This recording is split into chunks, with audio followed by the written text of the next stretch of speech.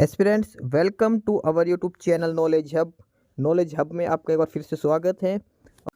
Students, Haryana सीटी group D test series में आज हम प्रैक्टिस सेट नंबर 10 करेंगे।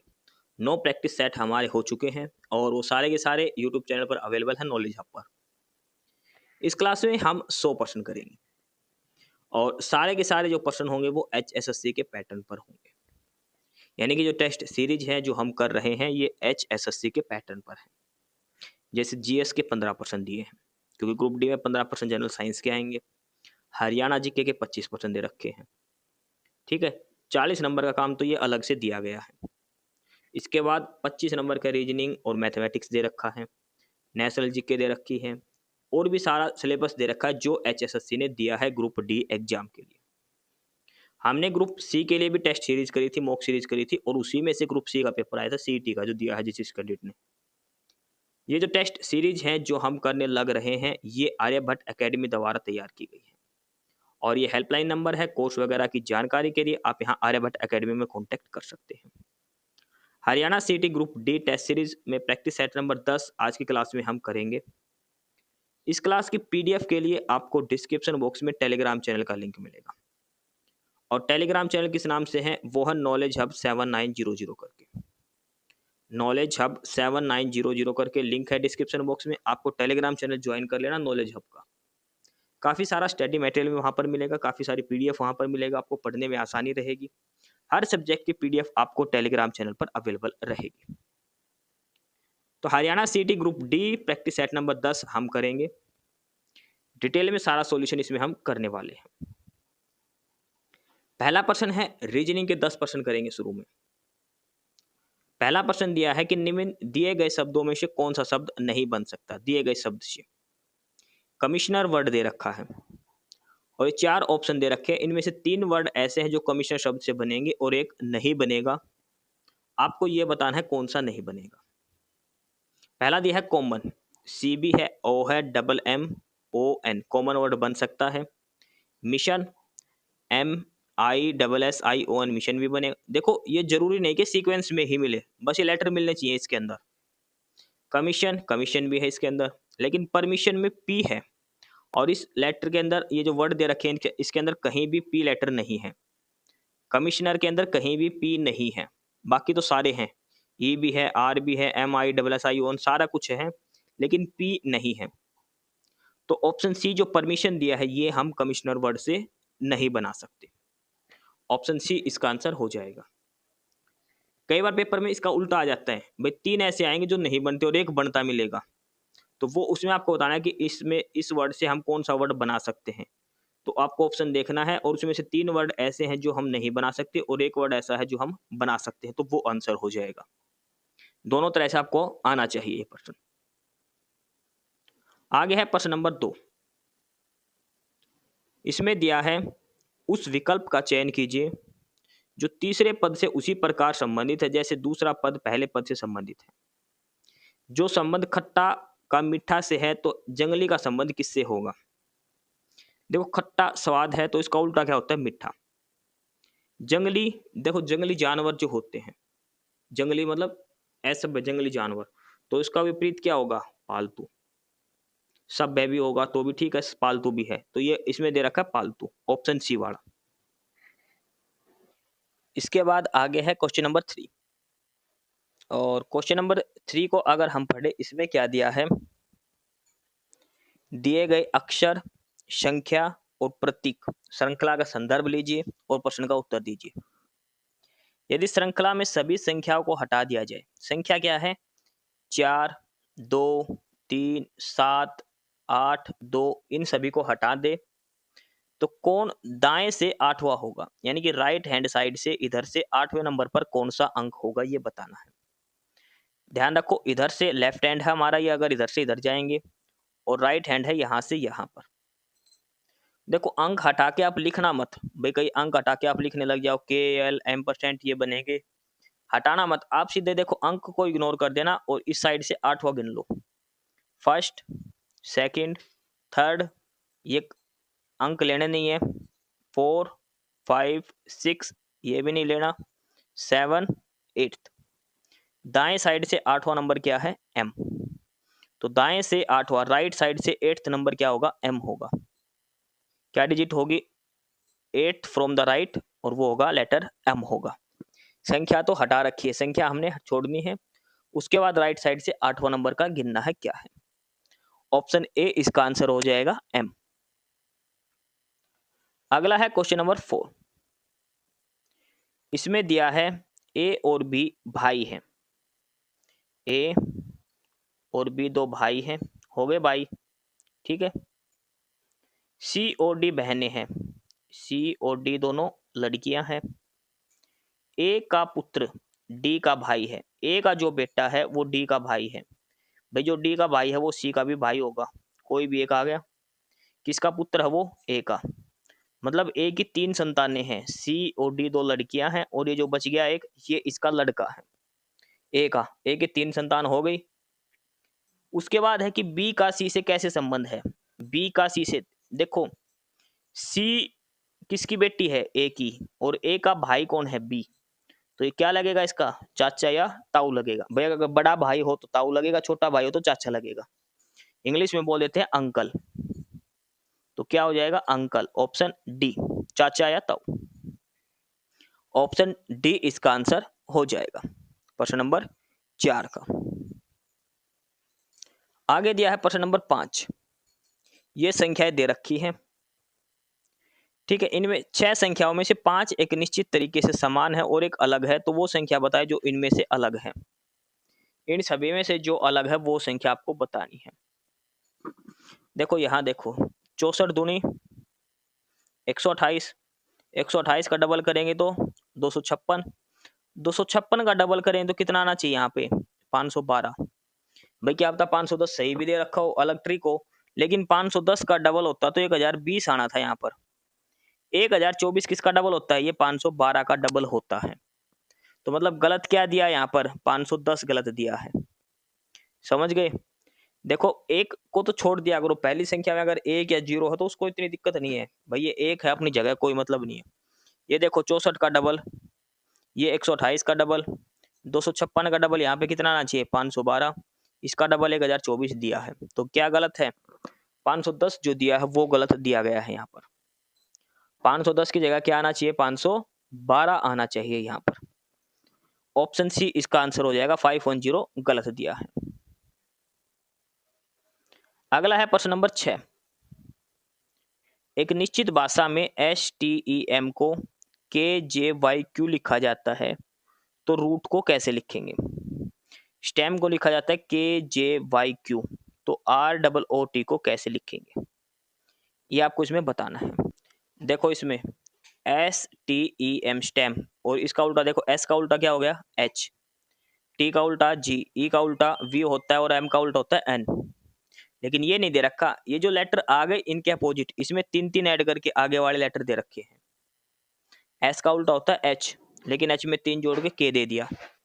T का उल्टा होता है J, J में 3 जोड़ के J दे दिया, ठीक है। G में 3 जोड़ के J, मतलब अपोजिट प्लस 3, ये सीक्वेंस लगा रखी है। तो इस हिसाब से जब हम रूट को लिखेंगे ROOT, R का I, O का LL और T का G। अब इनमें अगर हम 3 ऐड करेंगे तो क्या बनेगा, L I में 3 करेंगे और ये डबल O और J, तो क्या करेक्ट सीक्वेंस बनेगी, LOOJ। ये होगा ROOT का रिवर्स, रूट का रिवर्स ये बनेगा, ठीक है। क्योंकि स्टेम वाले में हमने देखा क्या पैटर्न था, जो अपोजिट है अपोजिट करके उसमें 3 ऐड करना था। सेम इस रूट के अंदर अपोजिट करो और अपोजिट करके 3 ऐड आपको इसमें करना है। ये आपका आंसर हो जाएगा LOOJ। आगे है प्रश्न नंबर 7। इसमें दिया है कि एक निश्चित भाषा में FIG को लिखा जाता है 12, PLUM को लिखा जाता है 20, दो ग्रेप्स को क्या लिखेंगे। FIG को लिखा जाता है 12, F कितने नंबर पर है, 6 नंबर पर, I 9 पर और G 7 पर। जोड़ेंगे कितना बढ़ेगा, 13 और 9 22। ये दे कितना रखा, लेकिन ये 12 दे रखा है। भाई 22 बना हमारा, 12 दे रखा है। चलो भाई 10 कम हो सकते हैं इसके अंदर, लेकिन जब हम पलम को जोड़ेंगे पलम को जोड़ेंगे तो P कितने पर है, 16 नंबर पर, ठीक है। L 12, U 21, M 13, ये जोड़ो सारे, 20 20 40 50 और 50 60 62 हो गए। 62 में से अगर हम 10 घटाएंगे तो 52 आना चाहिए, लेकिन 20 दे रखा, तो मतलब ये उल्टा नहीं है। इसमें क्या ट्रिक लगेगी, जैसे FIG कितने लेटर हैं, 3 लेटर हैं, इसको इससे अगली संख्या कितनी आएगी, 3 को 4 से गुणा करेंगे तो 12 आएगा। प्लम कितने लेटर से बना है, 4 लेटर से, इससे अगला क्या आता है 5, 4 गुणा 5 करें तो क्या आएगा 20 आएगा। ऐसे ग्रेप्स देखो, ग्रेप्स कितने से बना है, 6 से, 6 से अगली संख्या क्या होती है 7, 6 को 7 से गुणा करेंगे क्या आएगा 42 42। जितने लेटर्स से ये जो वर्ड बना है उसको उससे अगले संख्या से मल्टीप्लाई कर तो वो आपका आंसर हो जाएगा, ठीक है। 42 इसका आंसर हो जाएगा। प्रश्न नंबर 8, और ये बताना है यहाँ पर क्वेश्चन मार्क की जगह क्या आएगा, क्वेश्चन मार्क की जगह क्या आएगा ये इसमें आपको बताना है। देखो 7 7 का 15, भाई 7 का डबल उसमें एक जोड़ दिया, 15 का डबल इसमें एक जोड़ दिया 31, 31 का डबल करेंगे 62 और एक जोड़ दिया 63, 63 का डबल प्लस एक, तो इसका मतलब 127 का डबल करेंगे तो कितना बनेगा 254, और 254 में एक जोड़ेंगे कितना आएगा यहाँ पर 255, 255, डबल प्लस में 1, 255, यानी कि ऑप्शन सी इसका आंसर हो जाएगा, ठीक है। 255 जो क्लॉकवाइज डायरेक्शन में अगर हम घूमेंगे तो इसका डबल प्लस में 1 आपको करना है। अगला है क्वेश्चन नंबर 9, और क्वेश्चन नंबर 9 जो है इसमें आपको ये बताना है यहाँ पर क्या आएगा। क्वेश्चन नंबर 9 में आपको ये बताना है इस जगह क्या आएगा, क्या इसके अंदर पैटर्न दिया गया है। इसमें क्या पैटर्न लगेगा, इसमें लगेगा इन दोनों का गैप कितना है। पहले वाला कॉलम देखो आप, ये कॉलम के हिसाब से लेना, ऐसे करके ये सीक्वेंस इसके अंदर बनेगी कॉलम के हिसाब से। इन दोनों के बीच का गैप बताओ, 61 माइनस 43 कितना बचेगा 18, ये कितना दे रखा है 28, यानी कि कितना ऐड कर रखा है 10 फालतू ऐड कर रखा है। सेम यहाँ पर देखो 71 माइनस 34 करेंगे, 71 माइनस 34 करेंगे कितना बचेगा 37, 37 में कितना ऐड कर रखा है 10 ऐड कर रखा, क्या बन गया 47। ऐसे ही 33 में से 18 सब्ट्रैक्ट कर दो, 33 में से 18 घटाओ कितना बच गए 15, 10 एक्स्ट्रा ऐड करने हैं कितना आएगा 25, तो यहाँ पर क्या आएगा 25, ऑप्शन बी इसका आंसर हो जाएगा 25। पहली और तीसरी संख्या को घटा के 10 जोड़ दो, वो बीच की संख्या आ जाएगी। पहली और तीसरी संख्या को घटा के 10 जोड़ दो, बीच वाली संख्या आ जाएगी। प्रश्न नंबर 10 दिया है, इस आकृति में कितने वर्ग हैं, स्क्वायर बताने हैं कितने हैं, 1 2 3 4, और एक सबसे बड़ा पूरा लास्ट वाला बन गया 5। कितने स्क्वायर बन रहे इसके अंदर 5 स्क्वायर। अब देखो ये मत बनाने लग जाना आप ऐसे करके, ये रेक्टेंगल हो जाएगा। स्क्वायर का मतलब क्या है, लंबाई और चौड़ाई बराबर होनी चाहिए, लंबाई और चौड़ाई क्या होनी चाहिए बराबर होनी चाहिए। तो अगर आप ऐसे बनाओगे देखो ये वाला ये भी रेक्टेंगल बनेगा, और ये अगर ऐसे बनाओगे तो ये भी रेक्टेंगल बनेगा, क्योंकि इसमें लंबाई चौड़ाई अलग अलग है। स्क्वायर बनाना है तो लंबाई और चौड़ाई बराबर होनी चाहिए। तो देखो 1 2 3 4 और एक ये पूरा का पूरा, ये 5 ही स्क्वायर इसके अंदर बनेंगे। तो क्या आंसर हो जाएगा इसका ऑप्शन बी। कितने स्क्वायर है इसके अंदर 5 स्क्वायर है। देखो ये 10% थे हमारे रीजनिंग के। रीजनिंग के 10 सवाल हमने कर लिए हैं। सवाल नंबर 11 से हम गणित का करेंगे।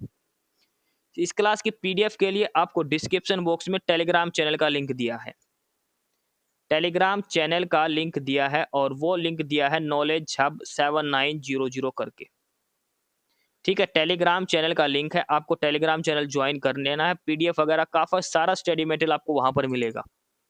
बहुत सारी पीडीएफ डाल रखी है, बहुत सारा स्टडी मटेरियल है, हर सब्जेक्ट की पीडीएफ आपको वहां पर मिलेगी। इस क्लास की पीडीएफ भी मिलेगी। नॉलेज हब टेलीग्राम चैनल जरूर ज्वाइन करें, लिंक डिस्क्रिप्शन बॉक्स में दिया गया है। अब आगे है सवाल नंबर 11, और यहां से अब हम करेंगे गणित के सवाल। सवाल नंबर 11 गणित का पहला सवाल है, एक व्यक्ति 25 किलोमीटर प्रति घंटा की गति से कैब द्वारा अपने घर से ऑफिस जाता है और 5 किलोमीटर प्रति घंटा से चलकर वापस आता है। यात्री के द्वारा टोटल समय लिया गया 6 घंटे। तो घर से और कार्यालय के बीच की दूरी बतानी है। ऑफिस से लेकर उसके घर के बीच की दूरी कितनी है। इस सवाल को करने के दो तरीके हैं। देखो पहला तरीका क्या है, जाने की स्पीड दे रखी है, आने की स्पीड दे रखी है। 25 की स्पीड से गया, 5 की स्पीड से वापस आया। एवरेज स्पीड निकाल लो पहले। तो एवरेज स्पीड कैसे निकालते हैं, 2xy अपॉन में x प्लस वाई करके। तो 2 गुणा में 25 गुणा में 5 बटे में 25 प्लस 5 करने कितना आ जाएगा, 30। काटेंगे तो कितना आएगा, 3 भाई, 5 छिंग 30 और 6 से काटेंगे तो 30 आ जाएगा। 3 बचेगा ऊपर और ये था 25, यानी कितनी दूरी आ गई, एवरेज स्पीड कितनी आ गई, 25/3 किलोमीटर प्रति घंटा।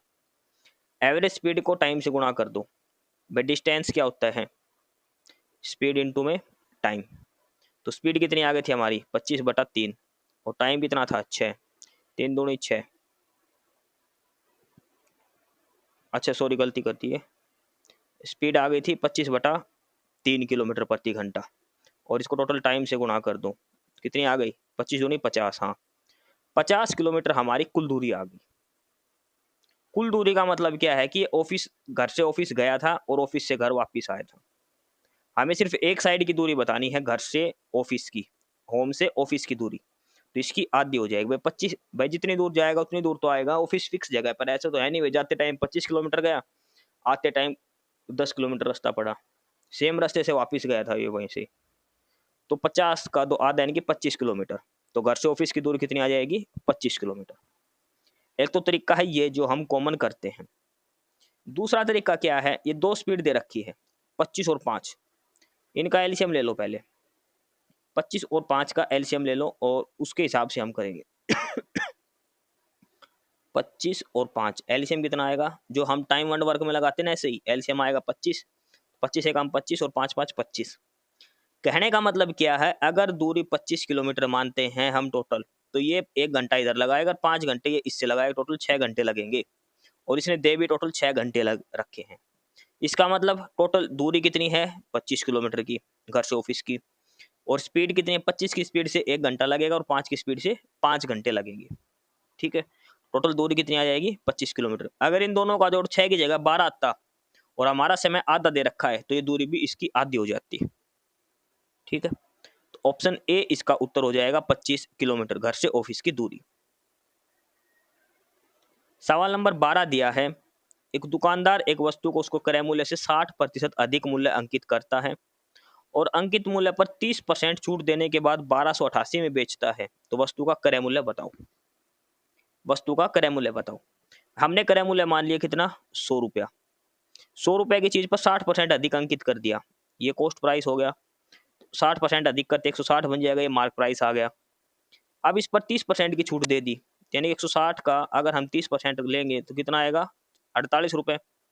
160 में से 48 घटाएंगे तो कितना बचेगा, 112 रुपये। ये हमारा सेलिंग प्राइस आ गया। 100 रुपए की चीज पर 160 एमआरपी डाल दिया उसने और 30% की छूट दे दी। 30% की छूट देंगे तो कितने में बेचेगा, 112 में बेचेगा। 160 का 30% इसका घटा देंगे, 48 रुपये घट जाएगा। 112 सेलिंग प्राइस, 112 की वैल्यू दे दी उसने 1288। 112 की वैल्यू दे दी 1288। हमें 100 की वैल्यू निकालनी है, इसको 112 से भाग करके गुणा 100 कर देंगे, ये हमारा उत्तर आ जाएगा। अब इसको काट के देख लो, 112 एकम 112। ठीक है, 112 से कटेगा कितना बचेगा, ये बच जाएगा। इसको फिर काट के देख लेना, लास्ट में हमारा उत्तर शायद 1150 आ जाएगा उत्तर।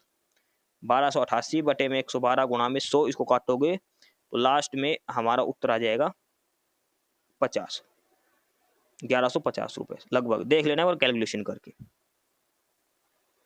सवाल नंबर 13 दिया है, एक नाव 30 मिनट में धारा के प्रतिकूल 3 किलोमीटर जाती है, धारा के अनुकूल दिशा में 4 किलोमीटर 24 मिनट में तय करती है।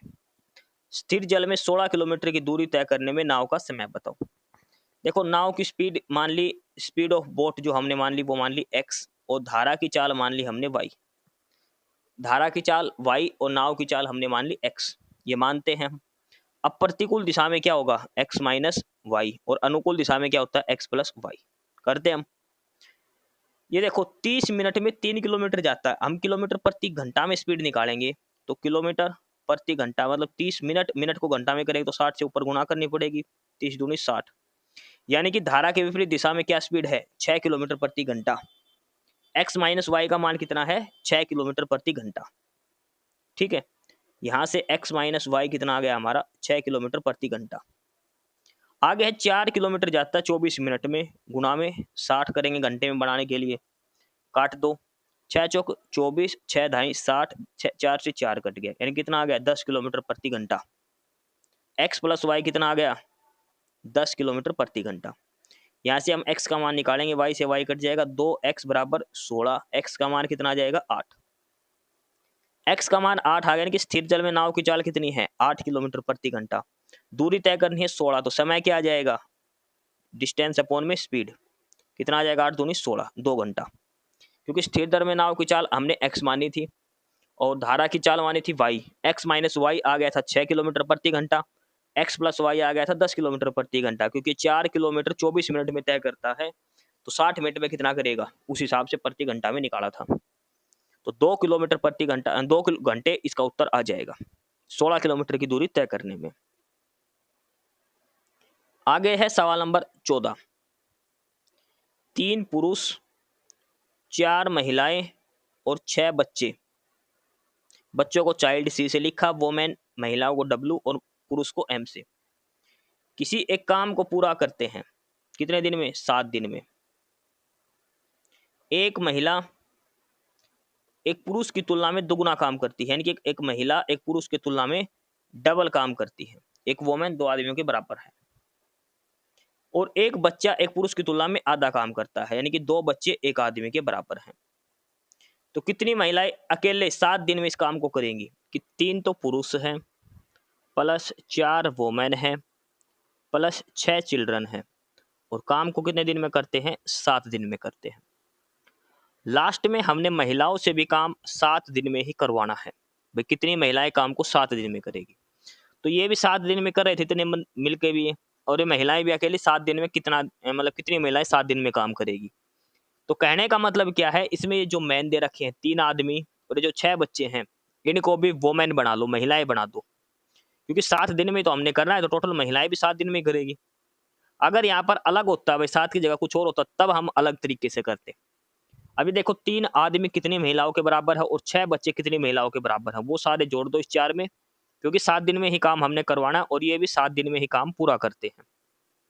अब देखो एक महिला एक पुरुष की तुलना में डबल काम करती है, यानी कि एक वोमेन जो है वो 2 मैन के बराबर है।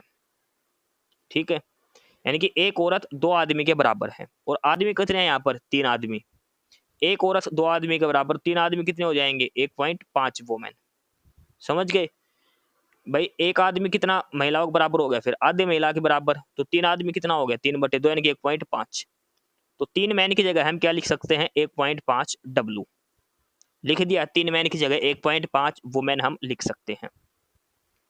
अब एक बच्चा एक पुरुष की तुलना में आधा काम करता है, यानी कि एक चिल्ड्रन जो है वो 1/2 मेल के है, 1/2 आदमी के है, एक बच्चा आदमी से आधा है। अब यहाँ पे देखो एक वोमेन 2 आदमी के बराबर दे रखी है ना, 3 आदमी दे रखे 1.5 वोमेन के। अगर यहाँ पर हम आदमी को बनाए, भाई एक चिल्ड्रन आधा आदमी, 2 आदमी बनाएंगे तो एक महिला के बराबर बनेगा ना, तो 2 आदमी बनाएंगे इसको तो 4 से गुणा करना पड़ेगा दोनों साइड, यानी कि 4 बच्चे किसके बराबर हो जाएंगे, 2 आदमी के बराबर। और 2 आदमी कितने के बराबर है, एक महिला के बराबर है। तो कहने का मतलब है कि एक महिला के बराबर कितने बच्चे आ गए, 4 बच्चे, एक महिला के बराबर 4 बच्चे हैं।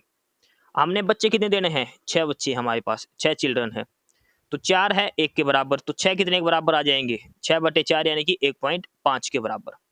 यानी कि 6 चिल्ड्रन की जगह भी कितना वोमेन आएगा, 1.5 वोमेन आएगा, क्योंकि 4 चिल्ड्रन बराबर 1 वोमेन, 1 चिल्ड्रन आएगा 1/4 वोमेन, और 6 से करेंगे तो 6/4 यानी कि 1.5। अब टोटल जोड़ लो वोमेन कितनी हो गई, 1.5 ये है, आदमी की जगह कितनी आई थी 1.5 वोमेन, प्लस 4 वोमेन दे रखी है, प्लस चिल्ड्रन की जगह कितनी आई थी 1.5 वोमेन, जोड़ लो कितना हो गया, 1.5 प्लस 1.5 कितना हो गई, 3, 3 और जमा 4 कितनी होगी, 7 वोमेन। तो 7 वोमेन काम को 7 दिन में कर सकती है। ऑप्शन ए इसका उत्तर हो जाएगा सवाल नंबर 14 का। ठीक है, आगे है इसके बाद सवाल नंबर 15। 36 परीक्षणों का औसत 32 है। 36 ऑब्जर्वेशन करी गई थी, इनका एवरेज आया था 32। 4 नई ऑब्जर्वेशन जोड़ी गई जिससे औसत 2 बढ़ गया। ठीक है, एवरेज 2 बढ़ गया 4 नए जोड़ने पर। तो 4 नए परीक्षणों का औसत क्या है ये बताना हमें। देखो पहले तो 36 ऑब्जर्वेशन का जो एवरेज थी वो कितनी थी, एवरेज थी कितनी 32 थी, 32।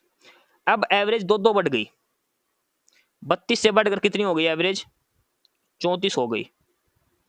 लेकिन कंटेंट कितने जुड़े, 4 नए जुड़े हैं ना। अब इसमें 4 ऑब्जर्वेशन और जुड़ गई, तो टोटल ऑब्जर्वेशन कितनी हो गई, 40 ऑब्जर्वेशन हो गई।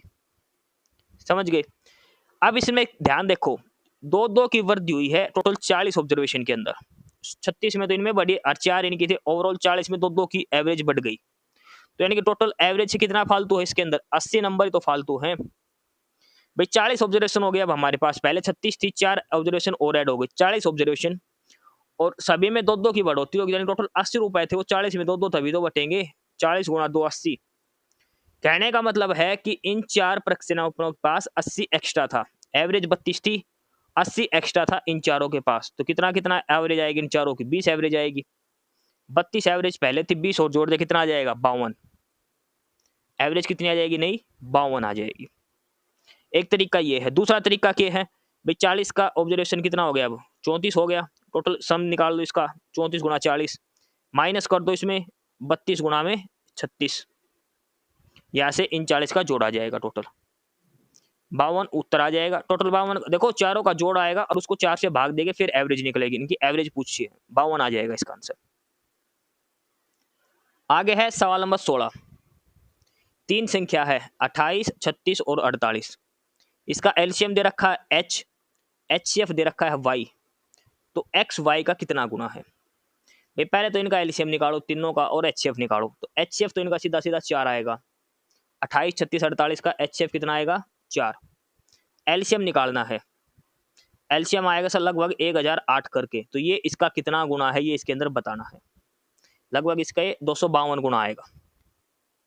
एलसीएम इनका आएगा 1008, एचसीएफ आएगा 4। तो एचसीएफ एलसीएम का कितना गुना है, 252 गुना है, 252 गुना है। ऑप्शन ए उत्तर हो जाएगा सवाल नंबर 16 का। आगे है सवाल नंबर 17। 10% वार्षिक की दर से साधारण ब्याज एक धनराशि का कितने समय में स्वयं का 2.5 गुना हो जाएगा भाई। मूलधन पहले पी था, अब कितना हो गया 2.5 पी। प्रिंसिपल था, कितना बढ़ा है 1.5 पी, 1.5 पी बढ़ गया ना। ब्याज आ गया, ब्याज कितना मिला है 1.5 पी के बराबर। भाई 100 रुपए के 250 रुपए हो गए, तो ब्याज कितना मिला 150 रुपए का, यही है। तो ब्याज का फार्मूला क्या होता है साधारण ब्याज का, मूलधन गुणा में दर गुणा में समय बटे में 100। ब्याज कितना आ गया 1.5 पी बराबर, भाई पी मत मानो 100 मान लो, माना मूलधन 100 रुपए।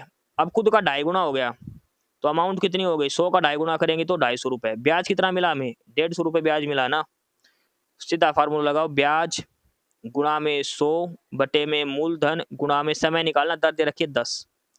100 से 100 कट गया, 10 से काटे तो कितना आ जाएगा 15। 15 साल में खुद का 10% की दर से 2.5 गुना हो जाएगा मूलधन साधारण ब्याज की दर से। ऑप्शन सी उत्तर आ जाएगा 15 वर्ष, सवाल नंबर 17 का। सवाल नंबर 18 देखो, एक वर्गाकार, वर्गाकार यानी कि स्क्वायर, एक प्लेट को पेंट करने की लागत 5 रुपए प्रति वर्ग मीटर है।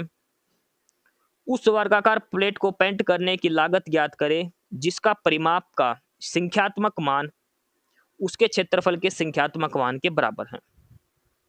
यह बताया है भाई। देखो 5 रुपए प्रति मीटर स्क्वायर के हिसाब से लगता है। इसने क्या कहा है, एक दूसरी प्लेट जिसका पेरीमीटर जो है उसके न्यूमेरिकल वैल्यू बराबर है एरिया के। इसका जो एरिया है पहले वाली प्लेट का जिसका 5 रुपए रेट है, उस एरिया के बराबर दूसरी प्लेट का परिमाप है। देखो एरिया दे रखा है पेरीमीटर के बराबर, एरिया क्या दे रखा है स्क्वायर का पेरीमीटर के बराबर दे रखा है, संख्यात्मक मान बराबर दे रखा है। भाई एरिया अगर 100 है तो इसका परिमाप भी 100 है, एरिया अगर 500 है तो इसका परिमाप भी 500 है। हमने मान ली जो स्क्वायर की साइड है वो x है, ये स्क्वायर है कोई, और इसकी हमने ये साइड मान ली x, तो चारों साइड x x हो जाएगी। एरिया क्या होगा साइड का स्क्वायर यानी कि x स्क्वायर। पेरीमीटर के बराबर है। इसका पेरीमीटर कितना हो जाएगा, 4 गुणा में साइड होता है 4 इंटू में साइड, यानी कि चारों भुजाएं जोड़ दो, यानी कि 4x के बराबर। एक्स स्क्वायर बराबर 4x, एक्स से x कट गया, x का मान कितना आ गया 4 आ जाएगा, यानी कि साइड कितनी आ गई स्क्वायर की 4 साइड आ गई। ठीक है, स्क्वायर की साइड आ गई 4, ये को स्क्वायर है, इसकी साइड आ गई 4, तो इसका एरिया क्या होगा 4 गुणा 4 बराबर 16, एरिया आ गया 16 मीटर स्क्वायर। और चार्ज कितना है 5 रुपए प्रति मीटर स्क्वायर, तो 16 गुणा 5 करें कितना रुपए लगेगा 80 रुपए। कितना पेंट करने का रुपए लगेंगे 80 रुपए। ऑप्शन ए इसका उत्तर हो जाएगा सवाल नंबर 18 का। इसके बाद आगे है सवाल नंबर 19 नंबर में दिया है x और k का अनुपात है 9:22, p और l का अनुपात है 4:15, k और l का है 6:5, p का मान 308 है, तो x का मान बताओ। देखो p का मान दे रखा है 308, यानी कि 4 की वैल्यू कितनी दे दी 308, 15 की निकालनी है, तो 1 की वैल्यू कितनी हो जाएगी 4 से भाग देंगे तो 4 7 28, 4 7 28, 1 की वैल्यू आ गई 77, तो यहाँ से l का मान निकलेगा। भाई देखो p और l का अनुपात दे दिया 4:15, p का मान है 308, यानी कि 4 की वैल्यू दे दी 308, तो ये 1 का कितना आ जाएगा 77 गुना, तो इस 15 का भी 77 टाइम्स करेंगे तो कितना आएगा, l का मान निकल जाएगा यहाँ से, और 15 अच्छे के नंबर 15 7 है 105, 105 और 10 205। ठीक है, अब इसमें जोड़ो 1055 आएगा, ये 1055, ये आ गया l का मान। ठीक है, l दे दिया 5, 5 की वैल्यू दे दी 1055, 1 की वैल्यू निकाल लो 211, यहाँ से 6 का मान निकालोगे, फिर 6 की जगह ये दे दिया k आ जाएगा, यहाँ पे k दे रखा 22, 22 की वैल्यू यहाँ से आगे मान लो p, तो 9 की वैल्यू निकालनी है, ऐसे करके निकालनी, 567 इसका आंसर आएगा, 567। p की वैल्यू पहले यहाँ रखो 4 की जगह, यहाँ पे जो रखोगे उससे l की वैल्यू आ जाएगी, l की वैल्यू यहाँ पे रखो 5 की जगह, फिर वहाँ से k की वैल्यू निकलेगी, k की वैल्यू यहाँ रखो 22 की जगह, वहाँ से 9 की वैल्यू निकलेगी, जो हमारा x है 567, इसका आंसर आ जाएगा सवाल नंबर 9 का। सवाल नंबर 20 है कि भौतिकी में a और b को अंक मिलते हैं 4:3 के अनुपात में, एक और रसायन विज्ञान में 80 और फिजिक्स में 20% अधिक अंक मिलते हैं। यदि रसायन विज्ञान में b को भौतिकी अंक से 15 अंक अधिक मिलते हैं तो रसायन विज्ञान में उसके अंक बताएं।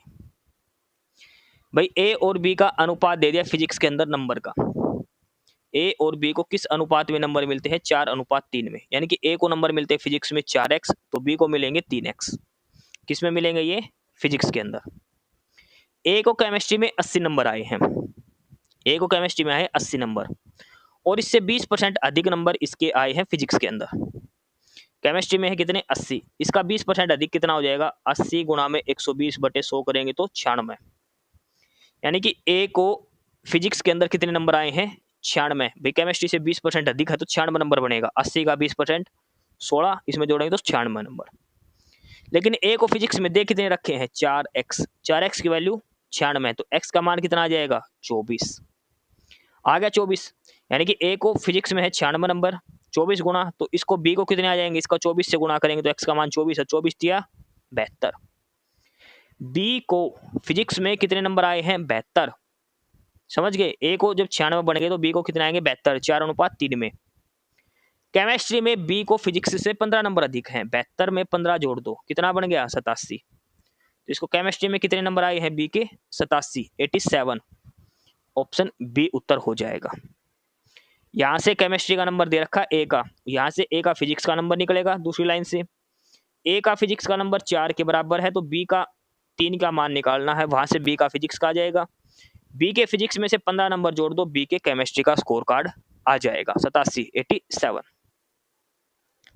सवाल नंबर 21, a b से 20% अधिक है, b c से 25% अधिक है, c d से 60% कम है, d e से 20% अधिक है, तो इनमें से कौन सा कथन सत्य है ये बताना है।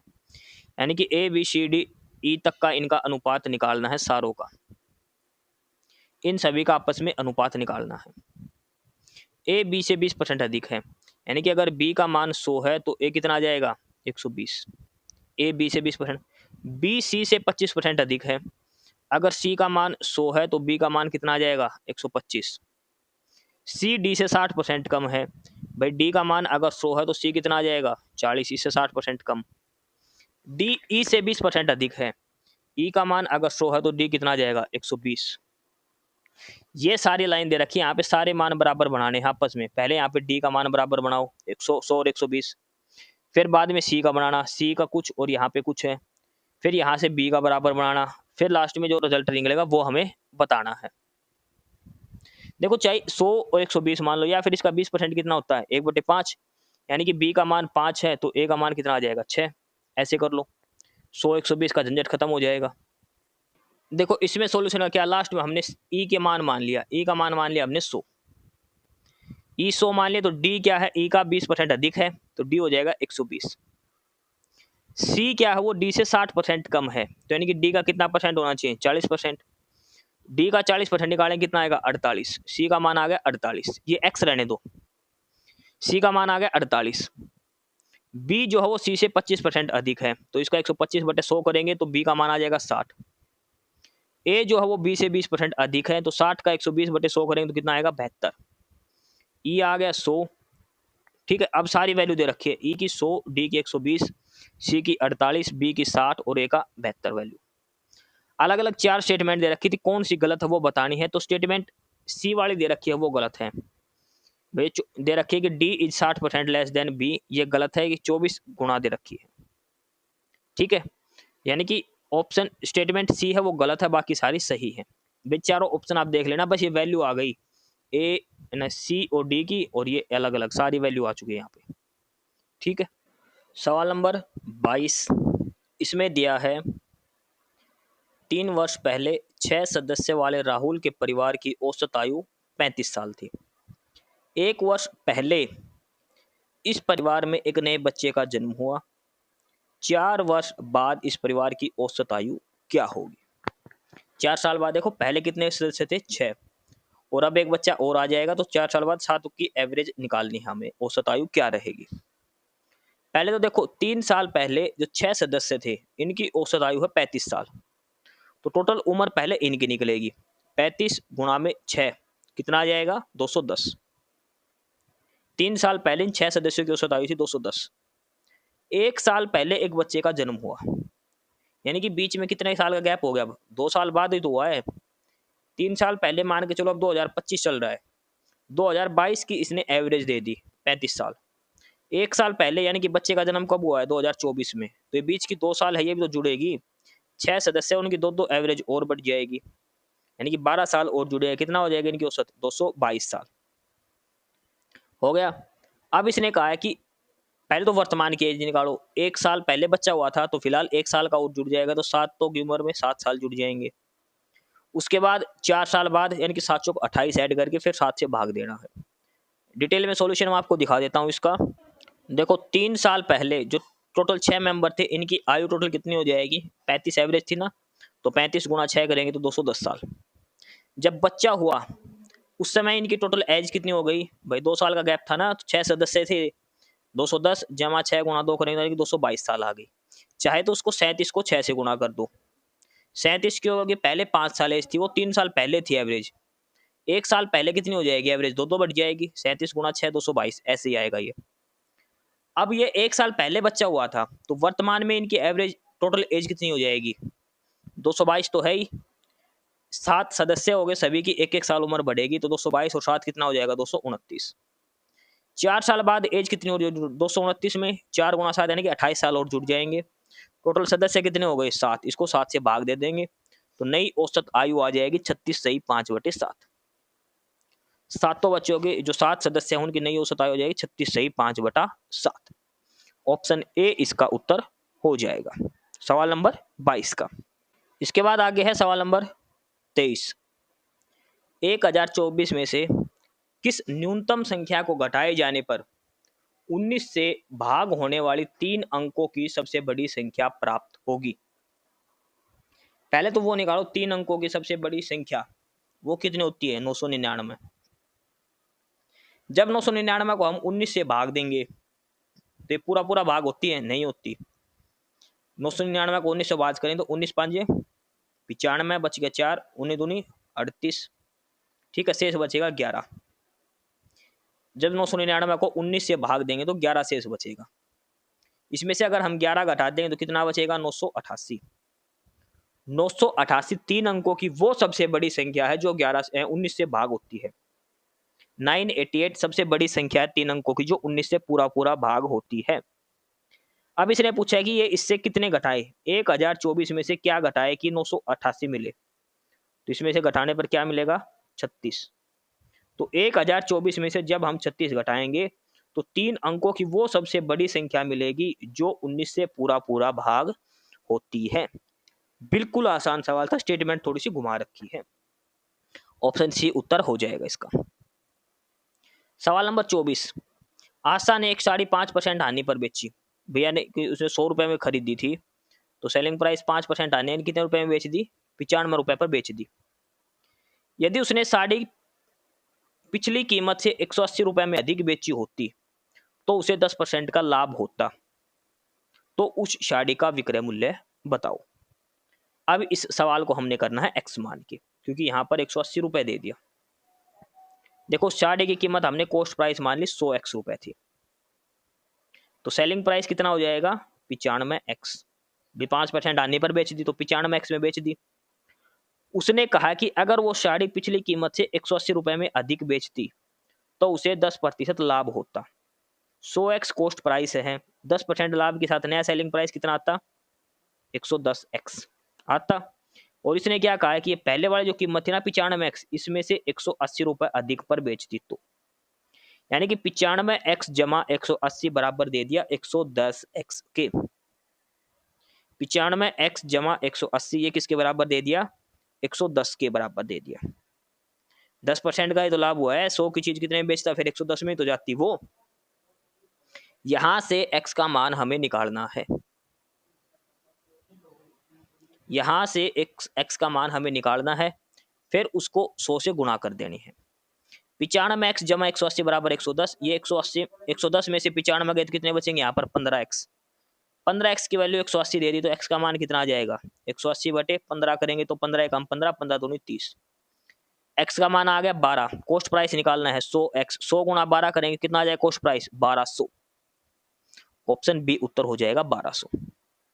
इसमें एक्स हमने मानना जरूरी है क्योंकि यहाँ पर जो मूल्य दे दिया वो 180 रुपए दे दिया, तो हम बीच में कंफ्यूज ना हो इसलिए हमें एक्स मानना पड़ेगा। समझ गए?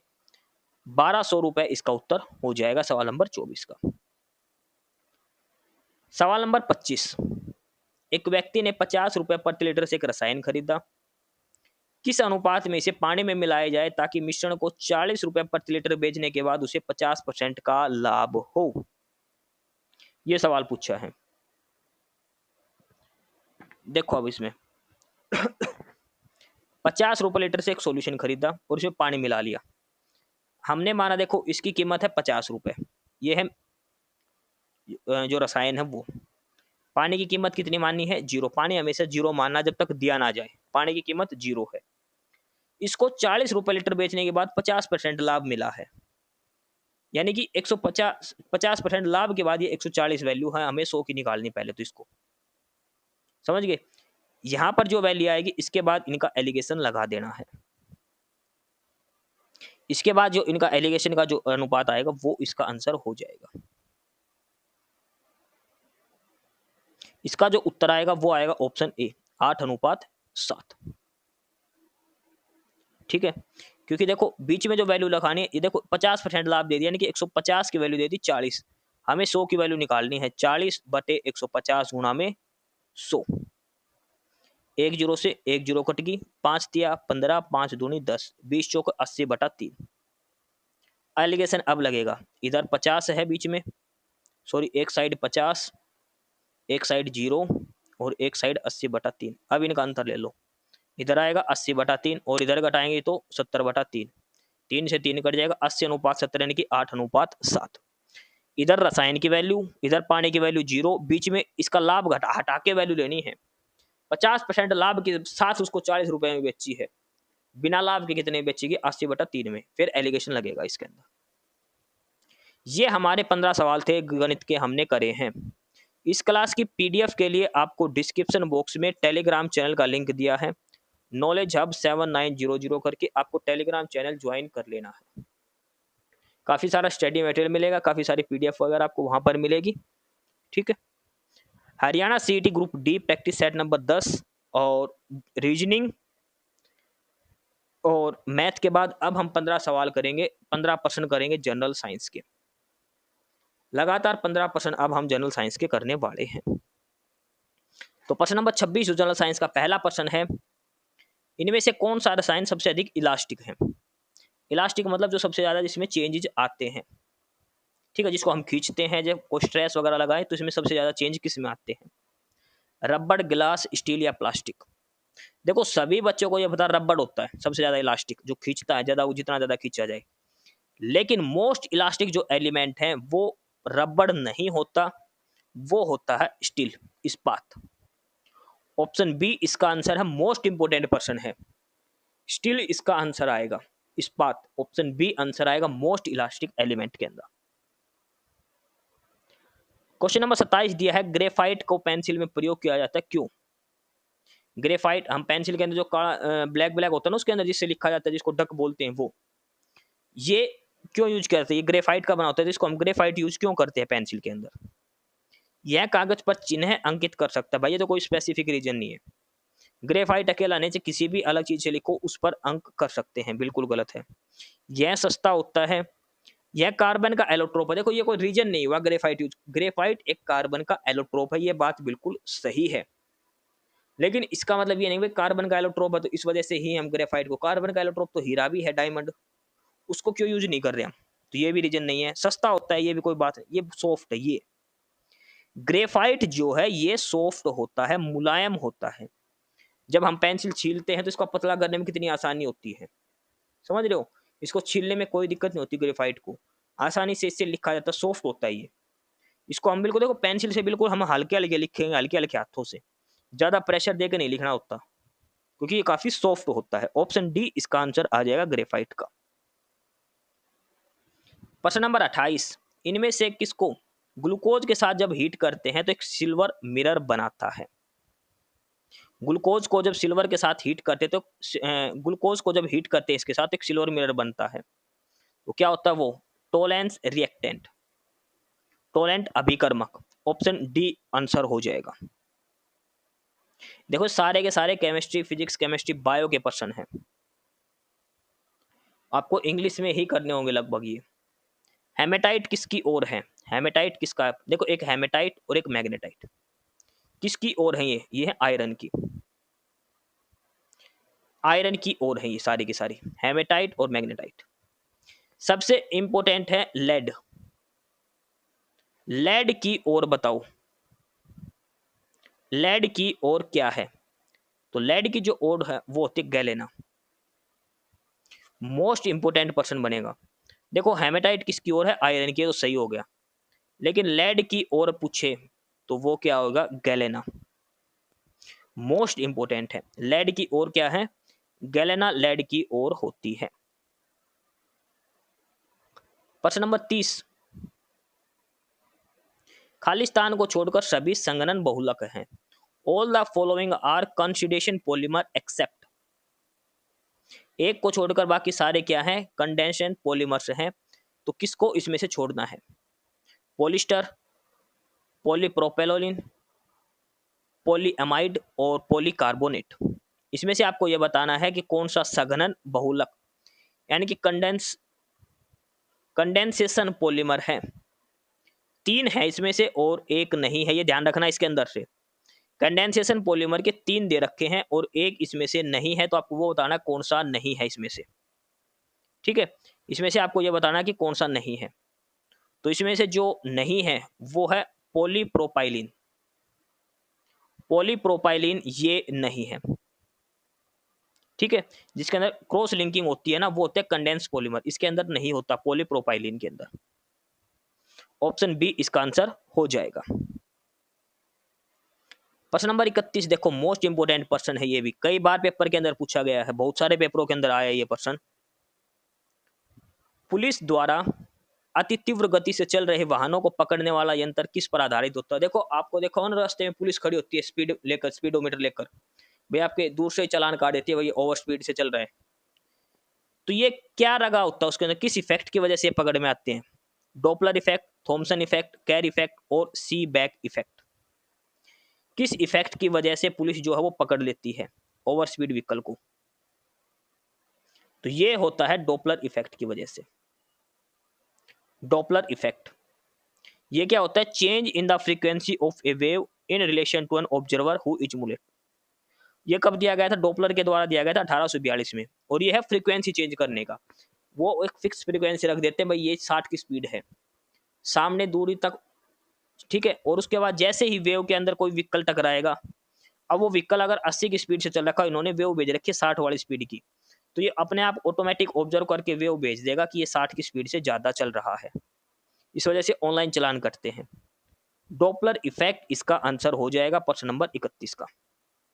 डॉपलर इफेक्ट ऑप्शन ए इसका आंसर हो जाएगा प्रश्न नंबर 31 का। प्रश्न नंबर 32 है कि प्रकाश का उसके घटक रंगों में विभाजन क्या कहलाता है? प्रकाश का the division of light into component, जो लाइट है वो 7 रंगों में बढ़ जाती है, violet, indigo, blue, green, yellow, orange और रेड। विबग्योर जो बनता है इसको क्या बोलते हैं हम? रिफ्लेक्शन, एनाग्राम, डिफ्लेक्शन या डिफ्रैक्शन, क्या बोला जाता है? तो मैन तो इसको बोलते हैं डिस्पर्जन ऑफ लाइट। क्या होता है ये? डिस्पर्जन ऑफ लाइट, जो प्रकाश जो है वो अपने 7 रंगों में बिखर जाता है, इसको बोला जाता है डिस्पर्जन ऑफ लाइट। इसके अंदर किसी का भी मीनिंग में डिस्पर्जन नहीं दिया गया, ठीक है। ये जो ऑप्शन सी लिख रखा है एनाग्राम, वर्ण विक्षेपण, हिंदी में बिल्कुल सही है, इसको एक बोलते हैं डिस्पर्जन। डिस्पर्जन ऑफ लाइट, वर्ण विक्षेपण। वर्ण विक्षेपण मतलब अलग अलग वर्ण, अलग अलग रंगों में विभाजन होना। वर्ण विक्षेपण भी सही है और डिस्पर्जन ऑफ लाइट ये भी इसका सही है, ठीक है। ऑप्शन सी इसका आंसर हो जाएगा प्रश्न नंबर 32 का। प्रश्न नंबर 33 है, जो फ्रीक्वेंसी है डायरेक्ट करंट की, भाई एक तो एसी होता है एक डीसी, तो जो डीसी होता है, जो डायरेक्ट करंट होता है, इसकी फ्रीक्वेंसी कितनी होती है? 0, 100 हर्ट्ज, 50 हर्ट्ज या फिर 220 हर्ट्ज? तो डीसी जो डायरेक्ट करंट होता है इसकी फ्रीक्वेंसी कितनी होती है? 0 होती है। फ्रीक्वेंसी जो डीसी जो डायरेक्ट करंट जो होता है उसकी फ्रीक्वेंसी हमेशा 0 होती है, ठीक है। उसके बाद आगे है प्रश्न नंबर 34। विश्व का पहला अंतरिक्ष यात्री कौन था? Who was the first astronaut in the world? विश्व की बात हो रखी है। Sunita Williams, Yuri Gagarin, Neil Armstrong और राकेश शर्मा। तो वर्ल्ड की बात है, सबसे पहले वो गया था यूरी गागरिन। यूरी गागरिन जो रसिया था ना, सोवियत संघ, उनका पहला आदमी था जो स्पेस के अंदर गया था। कब गया था ये? 1961 की बात है ये, 1961 की यूरी गागरिन गया था ये। सोवियत पायलट से, ध्यान रखना ये सोवियत संघ से था ये। भारत की बात करें तो भारत का पहला था राकेश शर्मा। इंडियन पूछे तो राकेश शर्मा 1984 के अंदर। वर्ल्ड की बात करें तो वो था यूरी गैगरिन। नील आर्मस्ट्रॉन्ग कौन था? जो चांद पर गया था। ये अंतरिक्ष की बात हो रही है और ये चांद पे गया था नील आर्मस्ट्रॉन्ग। तो इसका उत्तर हो जाएगा ऑप्शन सी, यूरी गागरिन गया था पहले। यूरी गागरिन, ऑप्शन सी उत्तर हो जाएगा प्रश्न नंबर 34 का। आगे दिया है प्रश्न नंबर 35। बांध में संग्रहित पानी में ऊर्जा होती है। The water stored in A dam contains energy. कौन सी एनर्जी होती है? Kinetic energy, potential energy, experimental energy. देखो, जो एनर्जी स्टोर करके रखी जाती है, स्टोर एनर्जी होती है, वो होती है पोटेंशियल एनर्जी, स्थित ऊर्जा, यानी कि एक जगह रुकी हुई ऊर्जा। और जो एनर्जी मूवमेंट करते हैं वो होती है काइनेटिक एनर्जी। इसलिए काइनेटिक एनर्जी का फार्मूला क्या होता है? हाफ एम वी स्क्वायर, यानी कि वेलोसिटी का स्क्वायर, वेलोसिटी का। तो काइनेटिक एनर्जी होती है मोमेंट के साथ, और जो स्टोर करके रखते हैं स्थितिज ऊर्जा, वो बोलते हैं स्थितिज ऊर्जा, पोटेंशियल एनर्जी उसको कहा जाता है। जिस एनर्जी को हम पोजेस करके रखते हैं, जिसको हम रोक के रखते हैं, कंट्रोल करके रखते हैं, वो होती है पोटेंशियल एनर्जी, ठीक है। ऑप्शन बी इसका आंसर हो जाएगा, पोटेंशियल एनर्जी। अगला है प्रश्न नंबर 36। उपस्थित एक संयोजी उत्तक है। क्या एक संयोजी उत्तक है? हार्ड, जेंटल, लिक्विड और सेमी लिक्विड। भाई देखो, कनेक्टिव टिश्यूज कौन कौन से होते हैं, जैसे बोन, हड्डी हो गई, कार्टिलेज हो गया, ब्लड हो गया, लिम्फेसिक हो गया, ये सारे कनेक्टिव टिश्यूज होते हैं। इसमें से पूछा कि वो क्या क्या होता है इनके बीच में, कनेक्टिव टिश्यू जो होते हैं इनके बीच में क्या होता है। ये एक जेंटल कनेक्टिव टिश्यू प्रेजेंट, ये लिक्विड होता है इनके अंदर और ये काफी कोमल होते हैं, सॉफ्ट। इसमें शायद कुछ मिसिंग है स्टेटमेंट के अंदर, क्वेश्चन नंबर 36 आई थिंक गलत दिया गया है, ठीक है, इसमें शायद स्टेटमेंट मिसिंग है, ये छोड़ दो आप। क्वेश्चन नंबर 37 देखो, कौन सा दूध का प्रोटीन है, दूध का प्रोटीन कौन सा है, ग्लाइसरीन, गैलेक्टोज, रेनिन या फिर casein. Which of the following is a protein of milk, दूध के अंदर कौन सा कौन सा प्रोटीन है मिल्क के अंदर। तो दूध के अंदर जो प्रोटीन होता है वो होता है कैशीन प्रोटीन। कैशीन प्रोटीन है जो दूध के अंदर पाया जाता है, कैशीन प्रोटीन पाया जाता है दूध के अंदर, ठीक है, कैसीन प्रोटीन दूध के अंदर पाया जाता है, मोस्ट इंपोर्टेंट पर्सन है ये। और एसिड की बात करें तो लैक्टिक एसिड होता है दूध के अंदर, दूध के अंदर ये पूछे भाई कौन सा एसिड होता है तो वो होता है लैक्टिक एसिड। और इसने पूछा है कौन सा प्रोटीन है तो वो आएगा कैसीन, ऑप्शन डी इसका आंसर हो जाएगा प्रश्न नंबर 37 का। प्रश्न नंबर 38 दिया है, आनुवांशिकी की भौतिक एवं क्रियात्मक इकाई क्या है, physical and functional unit of genetics, physical and functional unit of genetics क्या होती है, तो वो होती है जीन, ऑप्शन सी इसका आंसर हो जाएगा प्रश्न नंबर 38 का।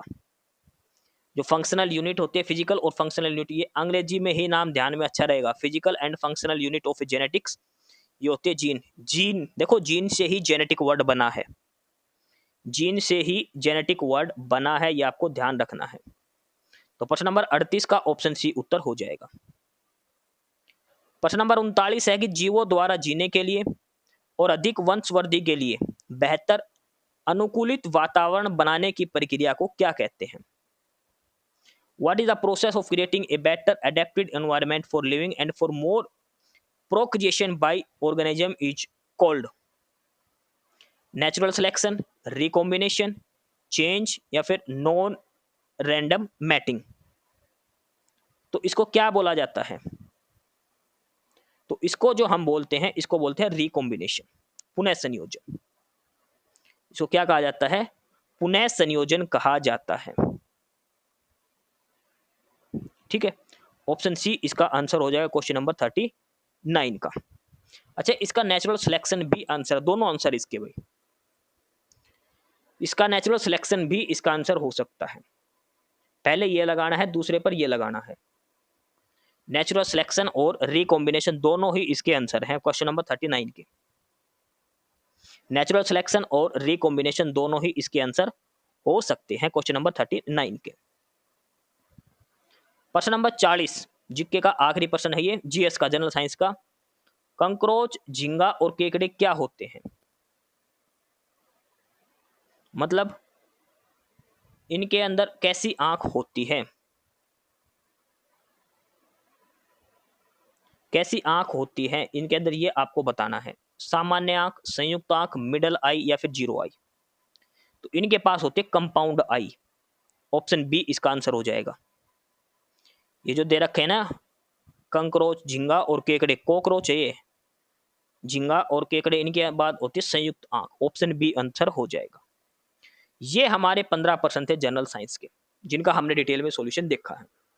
इस क्लास की पीडीएफ के लिए आपको डिस्क्रिप्शन बॉक्स में टेलीग्राम चैनल का लिंक दिया है, और टेलीग्राम चैनल का लिंक है जो नाम है वो है नॉलेज हब 7900 करके। आपको knowledge hub Telegram channel join कर लेना है, काफी सारा स्टडी मटेरियल आपको वहां पर मिलने वाला है, ठीक है। प्रश्न नंबर 41, और अब हम यहां से करेंगे हिंदी, पहले हिंदी करेंगे 10% और फिर करेंगे इंग्लिश के। तो प्रश्न नंबर 41 हिंदी का पहला प्रश्न है ये, इसमें दिया है एक स्थान से दूसरे स्थान पर जाने वाला, इसको क्या बोलते हैं, एक स्थान से दूसरे स्थान पर जाने वाला उसको बोलते हैं जंगम, जंगम।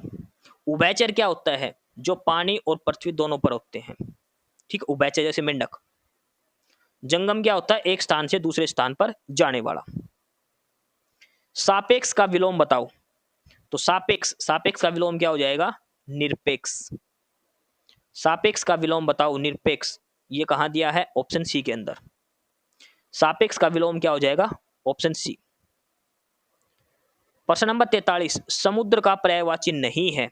देखो 4 में से 3 शब्द समुद्र का पर्यायवाची है, एक नहीं है।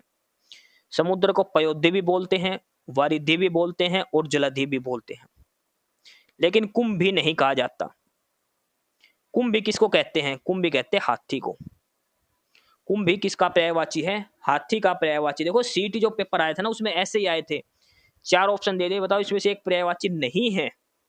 तो 3 पर्यायवाची हमें याद होने चाहिए, एक पता होना चाहिए चौथा किसका है। कुंभ भी हाथी का पर्यायवाची है। प्रश्न नंबर 44 है, तिल का ताड़ बनाना मुहावरे का क्या अर्थ है? तिल का ताड़ यानी कि बात का बतंगड़ बनाना जो हम बोलते हैं। तिल का ताड़ यानी कि साधारण सी बात को बढ़ा चढ़ाकर बताना। साधारण सी बात को बढ़ा चढ़ाकर बताना। और बात का बतंगड़ यानी कि छोटी सी बात को बिगाड़ देना। बात का बतंगड़। तिल का ताड़ यानी कि छोटी सी चीज को बढ़ा चढ़ाकर बताना। ऑप्शन डी आंसर हो जाएगा। प्रश्न नंबर 45 है, कमल नयन में कौन सा समास है? कमल नयन, इसके अंदर कौन सा समास है? कर्मधारय समास। कर्मधारय समास। प्रश्न नंबर 46, सदाचार शब्द में कौन सी संधि है? सदा प्लस में 4, व्यंजन संधि। व्यंजन संधि है। प्रश्न नंबर 47 है कि किस शब्द की वर्तनी अशुद्ध है? 4 में से 3 शब्द सही है, एक गलत है, वो बताना है। उत्तीर्ण भी सही है, आपत्ति भी और मिथिला भी। ये विशिष्ट गलत दे रखा है। क्या आएगा? ये विशिष्ट नहीं होता, ये होता है विशिष्ट। टे टमाटर आएगा। ये लास्ट में ठे दे रखा है, इसकी जगह क्या आएगा? टे। टे टमाटर वाला विशिष्ट। ऑप्शन सी इसका आंसर हो जाएगा, जो गलत दिया गया है। प्रश्न नंबर 48 है कि कौन सा वर्ण उष्म व्यंजन नहीं है, जिसको बोलते उष्मा निकलती है? श, श, श है। ये सारे उष्म व्यंजन के अंदर आते हैं। श शलगम, श षटकोण, श स्लेट और है हिरण। ये उष्म व्यंजन के अंदर आते हैं। ल नहीं आता। ऑप्शन बी इसका आंसर हो जाएगा।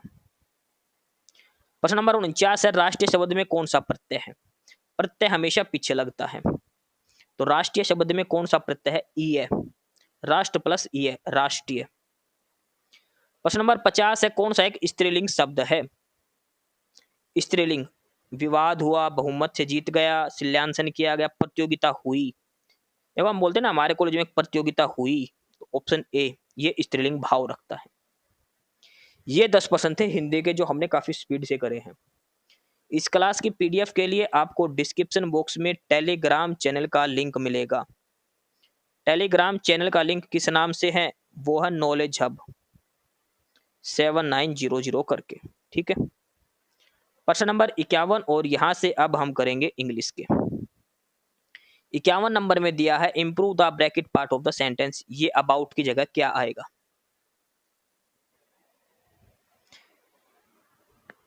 तो इसमें दिया है, I acquainted him about the fact of the case.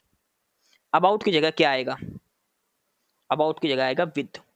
I acquainted him with the facts about the case. About की जगह क्या आएगा? विद आएगा, क्योंकि एक्वेंटेड जो वर्ड है ये हमेशा विद के साथ आएगा, ध्यान रखना। क्वेश्चन नंबर 52, ये वर्ड दे रखा है एक सिलेंडर, और इसका आपको अपोजिट वर्ड बताना है। एंटोनियम इसका बताना है सिलेंडर का। सिलेंडर मतलब होता है फॉल्स स्टेटमेंट, किसी के बारे में झूठ बोलना। तो इसका अपोजिट क्या हो जाएगा? लाउड, LAUD, किसी की तारीफ करना। ये इसका एंटोनियम हो जाएगा। एक तो किसी की झूठी तारीफ करने की, अच्छी तारीफ प्रशंसा करना। आगे क्वेश्चन नंबर 53, और ये वर्ड दिया है प्लॉडिट। प्लॉडिट का इसका मीनिंग यानी कि इसका क्या बताना आपको? सिनोनियम बताना है। प्लॉडिट वर्ड का सिनोनियम बताना है आपको, क्या होता है। प्लॉडिट का अर्थ क्या होता है? एन एक्सप्रेशन ऑफ प्रेज और अप्रूवल, तारीफ का एक्सप्रेशन देना। तो इसका सिनोनियम क्या आएगा? एक्कोलेट। एक्कोलेड। एक्कोलेड का मतलब होता है an expression of praise, same. Option B. 54 है, ये 4 स्टेटमेंट PQRS, इनको अरेंज करना है। अरेंज करना है। पी में दे रखा 93 kilometre away from the impact side, space.com reported. over 1,200 people and damaging thousands of buildings up to one that broke up over Russia in 2013, injuring the astronaut is 30 to 6 times as big as. अब इसमें देखो, सबसे पहले देखो यहाँ पे एक चीज समझ में आ रही है, one that broke up over Russia in 2013, injuring कितनों को घायल कर दिया, 1200 लोगों को, और काफी लोगों की बिल्डिंगों को नुकसान पहुंचा दिया। आर के बाद सीधी सी बात है क्यू तो आएगा ही, ठीक है। इसके बाद बिल्डिंग अप टू कितने दूर तक, up to 93 kilometre away from the impact site. ये तो सबसे पहले क्या आएगा, एस्टेरॉइड। कौन टकराया था, एस्टेरॉइड, जो 6 टाइम बड़ा है, 3 से 6 गुना बड़ा है, ठीक है। SRQP ऑप्शन बी इसका आंसर हो जाएगा। ये इसकी स्टेटमेंट बनेगी क्वेश्चन नंबर 54 के अंदर। 55 इसमें एरर बताना है आपको, किस पार्ट के अंदर एरर है। England is being outcasted and appear devoid of any ideas of how to stop their downward spiral। इसमें क्या आएगा, अब देखो छोटी सी गलती है इसके अंदर, is being outclassed and appear, तो एंड जो कंजक्शन है इससे पहले जो वर्ब की फॉर्म है उसके बाद भी वही आएगी। ये आउटक्लास्ड है तो यहाँ पर क्या आएगा, अपीयर्ड आएगा। ऑप्शन ए में एरर है, छोटा सा एरर है, अपीयर की जगह अपीयर्ड आएगा। 56 करेक्टली स्पेलिंग बतानी है। अच्छा, इनकरेक्ट स्पेल्ड वर्ड, देखो 4 में से 3 की स्पेलिंग सही है, 1 की गलत है, वो बतानी है। 3 की स्पेलिंग सही है, 1 की गलत है, वो बतानी है। देखो इवाश ड्रॉप जो कान भरता है वो भी सही है, एक्सरगेट भी सही है, ये भी ठीक है। और इसके अलावा एक्सपैट्रिएट भी सही है, ये गलत है, ऑप्शन डी वाली। एविसरेटेड, ये स्पेलिंग गलत दी गई है इसमें। इसमें कई सही स्पेलिंग क्या होगी, ये होगी EVISCERATED। यहां पर बीच में क्या आएगा, CE, ई से पहले क्या आएगा, CE। ऑप्शन डी वाली स्पेलिंग गलत दी गई है। 57 है इडियम और फ्रेज आपको बताना है, और ये है make no bones about. Make no bones about इसका मतलब है to be forthright and candid, frank रहना, फ्री रहना, ठीक है। To be forthright, to be frank, candid, acknowledged, freely. Option C answer हो जाएगा। 58 का है वन वर्ड बनाना है आपको, ए पर्सन और बिजनेस दैट मेक्स और सेल स्वीट्स, पेस्टिसाइड और कैन, भाई ऐसा बिजनेस, एक ऐसा आदमी जो केक बेचता है, मिठाई बेचता है, क्या बोलते हैं उसको, कॉर्पोरेटर, कॉन्फेक्शनर, पोटर, पोटर तो होता है कुमार, पोटर क्या होता है, कुमार। क्यूरेटर क्या होता है, ये होता है संरक्षक, जैसे म्यूजियम वगैरह की रक्षा करने वाला। यानी कि ऑप्शन बी और डी तो कट गया, तो इसका आंसर हो जाएगा ये कन्फेक्शनरी। आपको सुना होगा कन्फेक्शनरी की शॉप होती है, कन्फेक्शनरी शॉप्स, जहाँ पर चॉकलेट, टॉफी वगैरह मिलती है, केक वगैरह मिलता है, बर्थडे का सामान, दुकान के ऊपर भी लिखा होता है कन्फेक्शनर्स। ये आएगा, ऑप्शन सी आंसर हो जाएगा। 59 है सेंटेंस इंप्रूवमेंट का, सेंटेंस इंप्रूवमेंट का आपको बताना है। His dishonest act have made his parents to bent their head in the same. To bent की जगह क्या आएगा ये बताना है, तो टू बेंट की जगह आएगा बेंड, टू बेंट की जगह क्या आएगा, बेंड आएगा। क्योंकि मेक जो है, मेक के साथ हमेशा बिना टू नहीं आएगा, बेयर इन्फिनिटिव लगता है, टू नहीं आएगा, बेंड आएगा सिंपल फर्स्ट फॉर्म के साथ। प्रश्न नंबर 60 इसमें भी बताना है क्या आएगा, I had not only helped her by giving hints but also with providing him links. इसमें एक चेंज करना है, क्या आएगा, इसमें क्या आएगा, नॉट ओनली और बट ऑल्सो का पेयर तो होता ही है, तो सही बात है। तो I had not only helped, अब इसमें क्या आएगा, ये उल्टा आएगा, I had helped her not only by giving hints but also with providing. Not only कहाँ आएगा, यहाँ पे आएगा, ठीक है। मैंने उसकी हेल्प करी ना केवल हिंट देकर बल्कि उसको लिंक भी देकर। ऑप्शन बी सही हो जाएगा इसका। ये 10 क्वेश्चंस थे इंग्लिश के, यहाँ पे इंग्लिश कंप्लीट हो गई। इस क्लास की पीडीएफ के लिए आपको डिस्क्रिप्शन बॉक्स में टेलीग्राम चैनल का लिंक दिया है, नॉलेज हब 7900 करके आपको टेलीग्राम चैनल ज्वाइन कर लेना है। काफी सारा स्टडी मटेरियल आपको वहां पर मिलने वाला है। लास्ट के 40 प्रश्न बच गए, 15 प्रश्न आएंगे जीके के और लास्ट के 25 प्रश्न आएंगे हरियाणा जीके के। वन बाय वन सारे क्वेश्चन अब हम इसमें करते हैं। प्रश्न नंबर 61 से जीके शुरू होती है हमारी। क्वेश्चन नंबर 61, ऋग्वेद का सबसे प्रमुख देवता कौन? देखो 4 वेद है, ऋग्वेद, यजुर्वेद, सामवेद और अथर्ववेद। तो ऋग्वेद का प्रमुख देवता कौन सा है? तो वो है इंद्र। ऋग्वेद का प्रमुख देवता है इंद्र। ऑप्शन ए आंसर हो जाएगा। प्रश्न नंबर 62 दिया है, कौन सा वेद वेद त्रयी का भाग नहीं है? देखो 4 वेद हैं, 3 वेद है जो वेद त्रयी कहलाते हैं, एक वेद है जो बाद में लिखा गया था। ऑप्शन, अच्छा इसकी ऑप्शन गलत दे रखे, लोथल, हड़प्पा, कालीबंगा, ये नहीं आएगा। एक आएगा ऋग्वेद, यजुर्वेद, ठीक है, सामवेद और अथर्ववेद। तो अथर्ववेद जो है ये सबसे लास्ट में लिखा गया था। ये अथर्ववेद को वेद त्रयी का भाग नहीं माना जाता। इस प्रश्न के ऑप्शन गलत दिए गए हैं, आपको अथर्ववेद याद रखना है जो वेद त्रयी का भाग नहीं है। आगे है क्वेश्चन नंबर 63, और क्वेश्चन नंबर 63 में दिया है, दिल्ली सल्तनत का सबसे बड़ा विस्तार किसके शासनकाल में हुआ? दिल्ली सल्तनत जो थी इसका विस्तार किसके शासनकाल में हुआ? यानी कि सबसे ज्यादा दिल्ली सल्तनत का जो विस्तार हुआ था, जो फैली थी ये, तो किसके शासनकाल में फैली थी ये? मोहम्मद बिन तुगलक, बलबन, अलाउद्दीन खिलजी और सिकंदर लोदी। तो ये हुआ था मोहम्मद बिन तुगलक के काल में। मोहम्मद बिन तुगलक तुगलक वंश का शासक था। टाइम पीरियड कब था? 1325 से लेकर 1351 तक। दिल्ली सल्तनत का सबसे ज्यादा विकास हुआ था मोहम्मद बिन तुगलक के समय में। इसके अलावा अलाउद्दीन खिलजी के शासनकाल में भी काफी विस्तार हुआ था, ये भी ध्यान रखना है।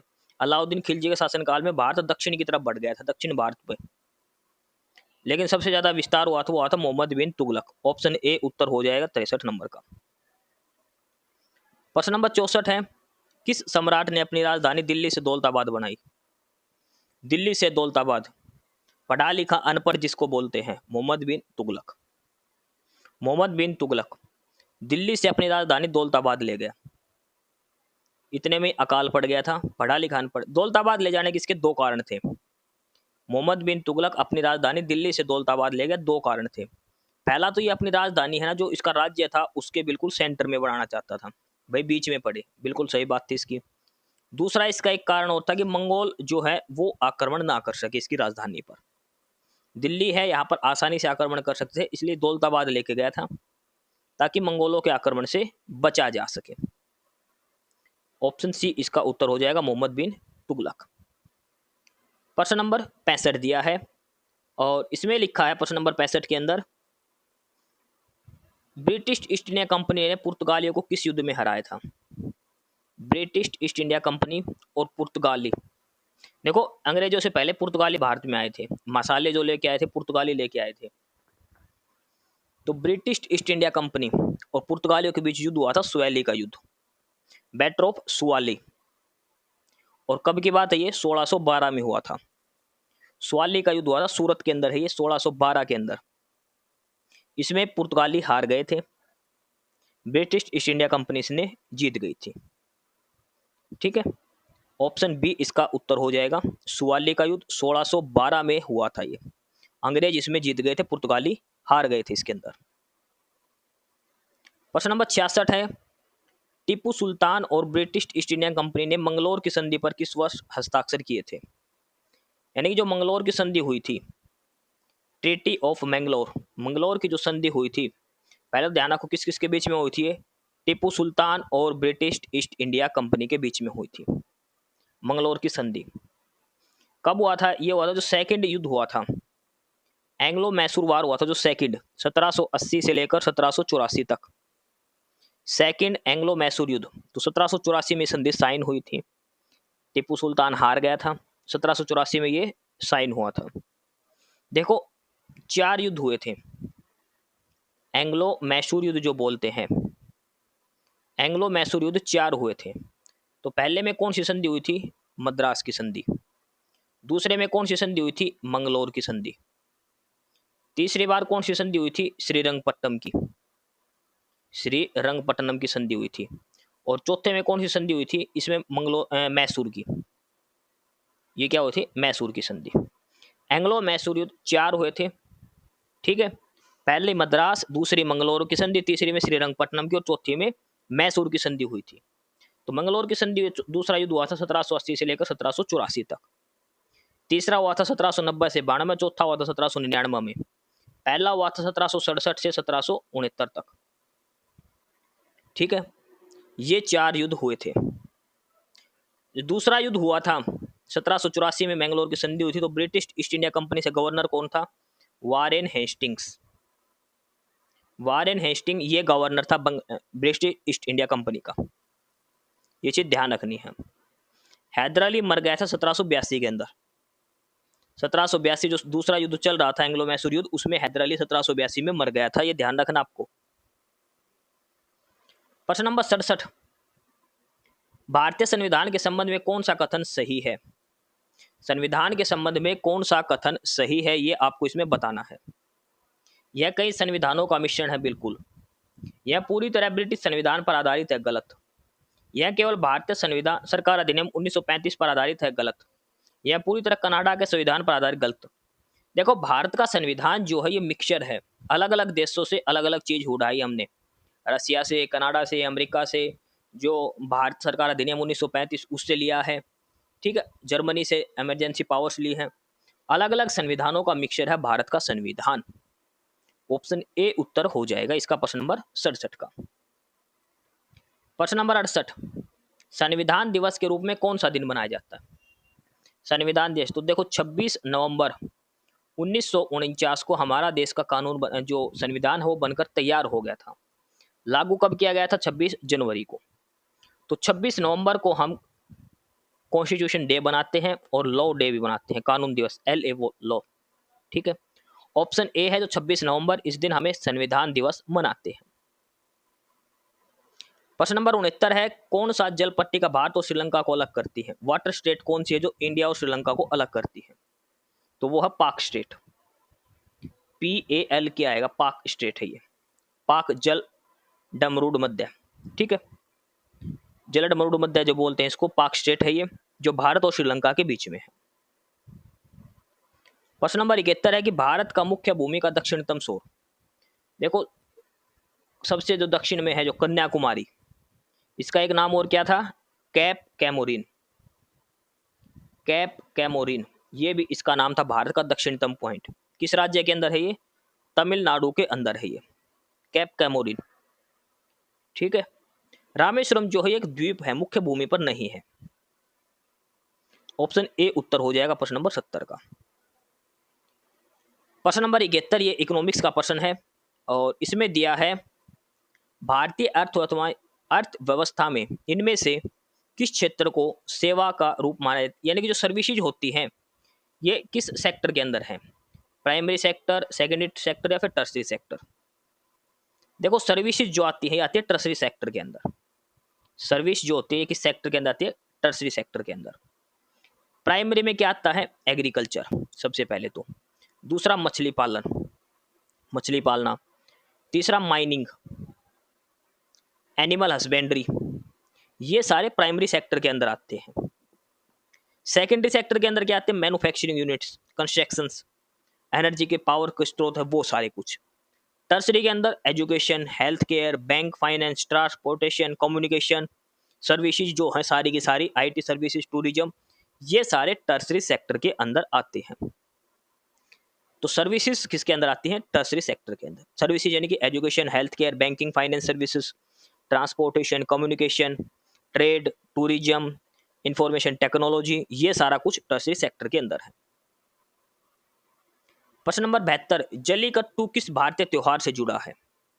जल्लीकट्टू देखो बैल को पकड़ते हैं वो, और जल्लीकट्टू जो है ये कहाँ पर आता है? तमिलनाडु के अंदर। किस त्योहार के साथ? पोंगल के साथ। पोंगल त्योहार से संबंधित है जल्लीकट्टू, जिसको सरकार ने बैन करा था एक बार बीच में। ठीक है, जनवरी के अंदर आता है। किस महीने के अंदर आता है ये? जनवरी महीने के अंदर पोंगल त्योहार के साथ आता है जल्लीकट्टू। प्रश्न नंबर 73, भारत के राष्ट्रीय फिल्म अभिलेखागार का मुख्यालय कहां पर है? NFAI, national film archives of India, इसका हेड ऑफिस कहां पर है? पुणे, बेंगलोर, चेन्नई या मुंबई? तो NFAI का हेड ऑफिस है पुणे के अंदर। ऑप्शन ए उत्तर हो जाएगा, पुणे के अंदर। प्रश्न नंबर 74, 74, कलमकारी चित्रकला का संबंध किससे है? कलमकारी पेंटिंग, देखो आपको ऑप्शन मत पढ़ो, पूर्वोत्तर भारत, पश्चिमोत्तर भारत, पश्चिमी हिमालय, दक्षिण भारत। आप ये देखो कलमकारी पेंटिंग है किस राज्य से, तो ये है आंध्र प्रदेश से। कहां से संबंधित है ये कलमकारी पेंटिंग? आंध्र प्रदेश राज्य से इसका संबंध है कलमकारी पेंटिंग का। एक दूसरी पेंटिंग कौन सी है? सौरा पेंटिंग, SAVARA, सौरा पेंटिंग। ये दोनों आंध्र प्रदेश की पेंटिंग है। और आंध्र प्रदेश कहां पे है? दक्षिण भारत में। तो कलमकारी चित्रकला दक्षिण भारत में हस्तचित्रित सूती वस्त्र के ऊपर एक पेंटिंग है। ऑप्शन ए उत्तर हो जाएगा। आंध्र प्रदेश के अंदर एक तो है कलमकारी और एक है सौरा पेंटिंग। अच्छा, एक पश्चिम बंगाल, वेस्ट बंगाल के अंदर भी एक पेंटिंग है, कौन सी? काली घाट। काली घाट पेंटिंग जो है ये भी पश्चिम बंगाल की प्रमुख पेंटिंग है। कलमकारी ये आंध्र प्रदेश की है। ऑप्शन ए इसका उत्तर हो जाएगा। प्रश्न नंबर 75, 10 ठाठ या स्वर ग्राम संगीत किस प्रणाली से संबंधित है? 10 ठाठ या स्वर ग्राम प्रणाली किससे संबंधित है? तो ये है हिंदुस्तानी संगीत से। ऑप्शन ए उत्तर हो जाएगा, हिंदुस्तानी संगीत। ये 15% थे हमारे जीके के। इस क्लास की PDF के लिए आपको डिस्क्रिप्शन बॉक्स में टेलीग्राम चैनल का लिंक मिलेगा। और टेलीग्राम चैनल किस नाम से है? वो है नॉलेज हब के नाम से ही। नॉलेज हब 7900, ये टेलीग्राम चैनल का लिंक है जो आपको डिस्क्रिप्शन बॉक्स में मिलेगा। आप टेलीग्राम चैनल ज्वाइन कर लेना, काफ़ी सारा स्टडी मटेरियल आपको वहाँ पर मिलने वाला है। बहुत सारी PDF डाल रखे हैं, बहुत सारे प्रैक्टिस सेट डाल रखे हैं, काफ़ी सारा स्टडी मटेरियल आपको मिलेगा। अब लास्ट के 25% हमारे बचते हैं और प्रश्न नंबर 76 से अब हमारी शुरू होती है हरियाणा जीके। लास्ट के 25% हम हरियाणा जीके के करने वाले हैं। प्रश्न नंबर 76 जो हरियाणा जीके का पहला प्रश्न है, हरियाणा की किस टकसाल से योद्धे सिक्के ढालने का साक्ष्य मिला है? योद्धे जो सिक्के हैं वो जो टकसाल होती है जहाँ पे सिक्के बनाए जाते हैं, तो कहाँ पर? खोखराकोट रोहतक, धूलकोटी थानेसर, कलानौर जींद या सुग यमुनानगर। तो ये मिले हमें खोखराकोट रोहतक से। खोखराकोट रोहतक में टकसाल में योद्धे सिक्के डालने का साक्ष्य मिला है। ऑप्शन ए इसका आंसर हो जाएगा, खोखराकोट। प्रश्न नंबर 77, हरियाणा में योद्धे गण के सिक्के सबसे पहले किस शताब्दी में मिले थे? इन विच सेंचुरी द कॉइन्स ऑफ योद्धे गण वर फर्स्ट फाउंड इन हरियाणा। देखो ये जो सिक्के मिले थे ये मिले थे कनिंघम को। कनिंघम, अलेक्जेंडर कनिंघम को ये सिक्के मिले थे। कब मिले थे? 19वीं शताब्दी में, 19th सेंचुरी के अंदर मिले थे। सोनीपत के आसपास, सोनीपत करनाल इस साइड ये मिले थे। ऑप्शन सी उत्तर हो जाएगा। प्रश्न नंबर 78, औरंगजेब के शासनकाल में जाटों को संगठित करने का श्रेय किसे दिया जाता है? औरंगजेब के शासनकाल में जाटों को इकट्ठा करने का, तो वो था गोकुल जाट, वीर गोकुल। सबसे पहले तो इसने करा था गोकुल जाट ने। कब की बात है? 1669 की बात है। इसके बाद दूसरे नंबर पर था राजा राम। सबसे पहले जाटों को इकट्ठा करने का काम करा था वीर गोकुल ने। इसके बाद राजा राम ने इस काम को संभाला था। तो वीर गोकुल इसका आंसर हो जाएगा, गोकुल जाट। ऑप्शन बी उत्तर हो जाएगा प्रश्न नंबर 78 का। प्रश्न नंबर 79, हरियाणा के मार्लेमेंटो सुधारों के प्रतिरोध का मुख्य केंद्र कौन सा था? जो मार्लेमेंटो जो सुधार हुआ था, जो मार्लेमेंटो जो एक्ट आया था, तो हरियाणा में इसका विरोध जो हुआ था वो कहां पर हुआ था? देखो मार्लेमेंटो एक्ट कब आया था? 1909 के अंदर। तो मुख्य जहां पर इसका विरोध किया गया था ये किया गया था अम्बाड़ा के अंदर। अम्बाड़ा के अंदर, ठीक है। अम्बाड़ा के अंदर जो DC था उसके बंगलों पर बम भी फेंक दिया गया था। और सबसे ज्यादा विरोध किया था बाल मुकुंद गुप्त ने। बाल मुकुंद गुप्त ने इनका सबसे ज्यादा विरोध किया था। किसका? मार्लेमेंटो एक्ट का। ऑप्शन बी उत्तर हो जाएगा, अम्बाड़ा। प्रश्न नंबर 79 79 का। प्रश्न नंबर 80, हल्की दोमट मिट्टी हरियाणा के किस भाग में पाई जाती है? लाइट लोमी सॉइल हरियाणा के किस भाग में पाई जाती है? अम्बाड़ा, दक्षिण पश्चिम अम्बाड़ा, नारायणगढ़ तहसील, उत्तर पूर्व अम्बाड़ा या ए और बी दोनों? तो ये पाई जाती है दक्षिण पश्चिम अम्बाड़ा और नारायणगढ़ तहसील के अंदर, यानी कि ऑप्शन सी उत्तर हो जाएगा।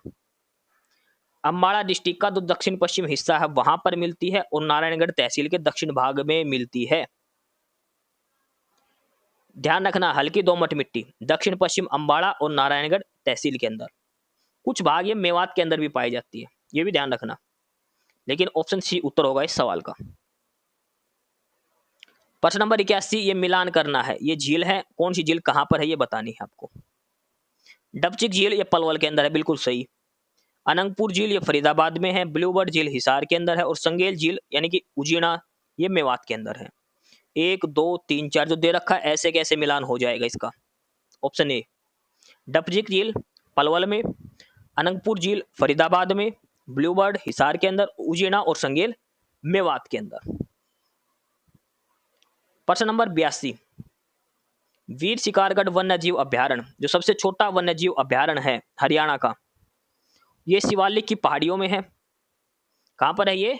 शिवालिक की पहाड़ियों के पास। कहां पर आएगा, किस डिस्ट्रिक्ट में आएगा? पंचकुला के अंदर।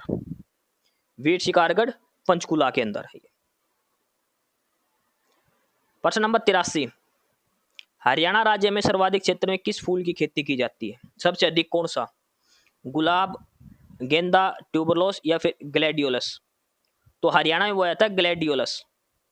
अब ग्लैडियोलस आपने फूल का नाम नहीं सुना, मैं बताऊं, गेंदे का फूल होता है ना, गेंदे का फूल का जो पत्ते होते हैं वो होते हैं लगभग भगवा कलर के से, लेकिन ये होता है पीला फूल।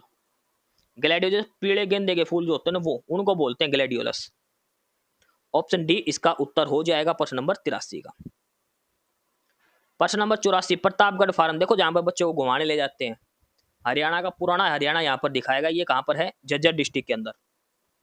प्रतापगढ़ फार्म झज्जर डिस्ट्रिक्ट के अंदर। प्रश्न नंबर 85, हरियाणा नवीकरणीय ऊर्जा विकास प्राधिकरण की स्थापना कब हुई थी? वैनवाज Haryana renewable energy development authority, HREDA, HAREDA इसको बोलते हैं।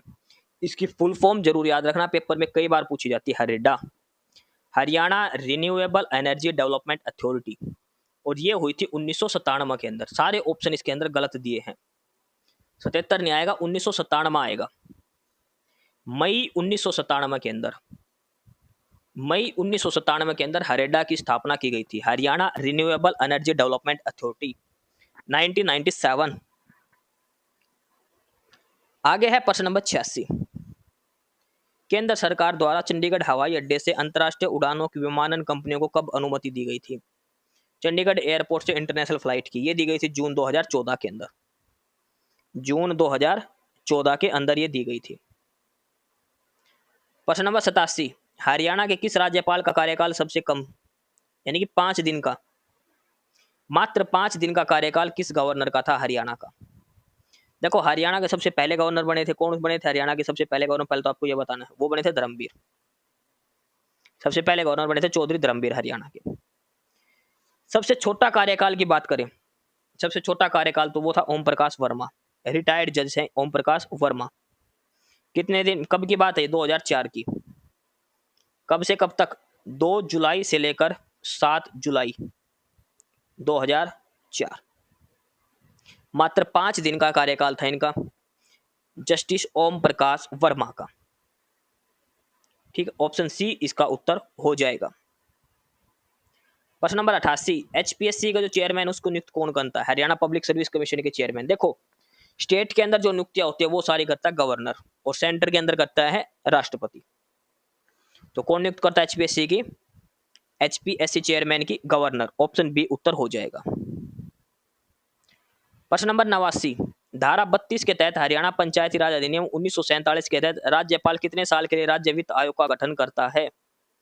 वित्त आयोग का गठन कितने साल के लिए किया जाता है? करता कौन है? राज्यपाल। कितने साल के लिए? 5 साल के लिए। राज्य वित्त आयोग का गठन होता है 5 साल के लिए। प्रश्न नंबर 90, देश की पहली चलने वाली सशुल्क ट्रेन सेवा मेट्रोनो कहाँ शुरू की गई? पेड टैक्सी मेट्रोनो, गुड़गांव के अंदर। देखो जो प्रश्न नहीं आए गुड़गांव उत्तर लगा देना, गुड़गांव पंचकुला। कोई नई चीज ओपनिंग हरियाणा में होगी तो गुड़गांव में होगी लगभग वो, अगर नहीं आए तब की बात है ये। प्रश्न नंबर 91, हरियाणा का कौन सा त्योहार सिख समुदाय से संबंधित है? तो वो है लोहड़ी। सिख समुदाय से मुख्य त्योहार कौन सा है जो हरियाणा में है? वो है लोहड़ी। ऑप्शन सी उत्तर हो जाएगा, लोहड़ी। प्रश्न नंबर 92, भुजनी आभूषण ये कहां पहना जाता है? कान में। कान की जो बाली होती है ना वो भुजनी। ऑप्शन ए उत्तर हो जाएगा। प्रश्न नंबर 93, हरियाणा का आधुनिक एवं पूर्व नियोजित तरीके से बनाया गया पहला शहर। जो एकदम प्लानिंग से प्री प्लान जो शहर बसाया गया था वह करनाल। करनाल शहर एक मॉडर्न और प्री प्लान्ड मैनर में हरियाणा का पहला शहर है, करनाल। प्रश्न नंबर 94, खालिस्तान नारनौल में एक महल बनवाया जो मुगल बादशाह शाहजहां का दीवान था। नारनौल के अंदर कौन सा था? राय मुकुंद दास का छत्ता। राय मुकुंद दास का छत्ता नारनौल के अंदर है। राय मुकुंद दास ने एक महल बनवाया था जिसको राय मुकुंद दास का छत्ता बोलते हैं। शाहजहां के समय की बात है ये। गुरुद्वारा मंजी साहिब कहां पर है? ये कैथल के अंदर। आगे है प्रश्न नंबर 96। ये इधर लेखक के नाम है, ये उधर उनके खंड काव्य की सूची दे रखी है। आपको ये इसमें मिलान करके बताना है कौन सा सही है। आपको इनमें से मिलान करना है कौन सा क्या सही दे रखा है। देखो, हंसराज नागर, हंसराज नागर ने लिखी थी सरस्वती वंदना। हंसराज नागर ने लिखी थी सरस्वती वंदना।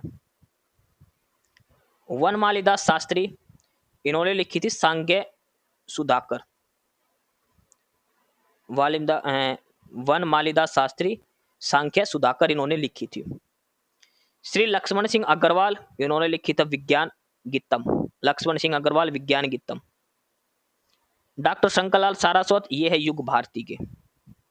3, 1, 2, 4 ऑप्शन बी उत्तर होगा।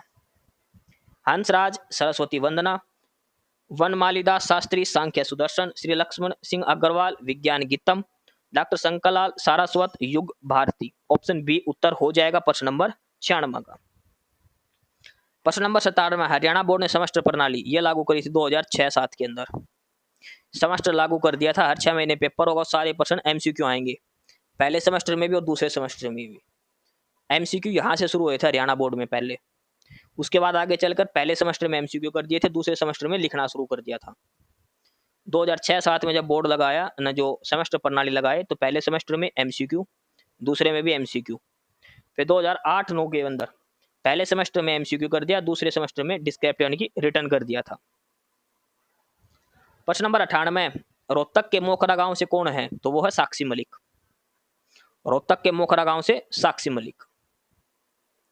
प्रश्न नंबर 99 है, अनंगपाल द्वितीय किसके निर्माण कार्य से संबंधित है? अनंगपाल, सूरजकुंड झील फरीदाबाद, अनंगपाल सरोवर और लो स्तंभ। ऑप्शन डी उत्तर हो जाएगा। अनंगपाल, पाल वंश के शासक अनंगपाल द्वितीय, इसने बनाए थे तीनों चीज। प्रश्न नंबर 100, आपकी बेटी हमारी बेटी किस योजना से, किस मंत्रालय से? ये है महिला और बाल विकास मंत्रालय से। आपकी बेटी हमारी बेटी स्कीम है महिला और बाल विकास मंत्रालय से। ये हमारे 100% पूरे हो गए। प्रैक्टिस सेट नंबर 10 पूरा। Haryana CET group D exam के लिए जो टेस्ट सीरीज हमने चला रखी है, 10 के 10 प्रैक्टिस सेट हमने कर लिए हैं। 10 प्रैक्टिस सेट हो चुके हैं। इसकी पीडीएफ आपको मिलेगी टेलीग्राम चैनल पर, नॉलेज हब नाम से है, लिंक उसका डिस्क्रिप्शन बॉक्स में दिया है। 100% करे हैं, सभी का डिटेल में सॉल्यूशन हमने करा है। फिर भी कोई डाउट हो तो कमेंट बॉक्स में कमेंट करके आप पूछ सकते हैं। ये टेस्ट सीरीज जो है ये आर्यभट्ट एकेडमी द्वारा दी गई है, ये हेल्पलाइन नंबर है।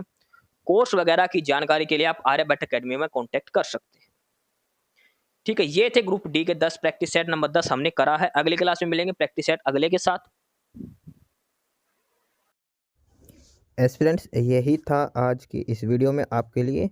ठीक है, और बाकी अगर कुछ नहीं समझ में आया या कुछ पूछना हो या फिर किसी स्पेसिफिक टॉपिक पे पूछना हो, वीडियो बनवानी हो, तो आप कमेंट बॉक्स में कमेंट कर सकते हैं। ठीक है, बाकी आप हमारा चैनल नॉलेज हब को सब्सक्राइब जरूर करें, अपने फ्रेंड्स को रिकमेंड करें और वीडियो को लाइक करें, शेयर करिए, जुड़े रहिए हमारे साथ।